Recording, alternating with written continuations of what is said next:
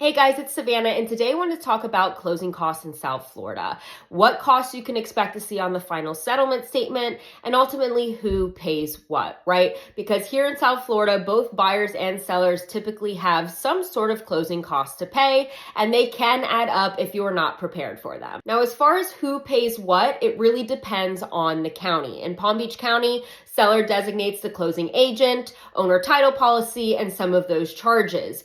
Their buyer would still be responsible for lending closing costs, surveys, etc. Now, in areas like Martin County, the buyer then chooses the closing agent and typically covers the owner title policy and some of those other closing costs associated. In counties like Broward and Miami, these things are usually negotiated per deal. Now, at the end of the day, if it's negotiated differently, that's between you and the seller, and it's your job to negotiate who pays what. But there is a box to be selected on our standard Florida as is contract as to whether or not buyer or seller or Miami-Dade provisions. So those are your three options unless otherwise negotiated. Now let's talk about some of the closing costs that you can see on a settlement statement.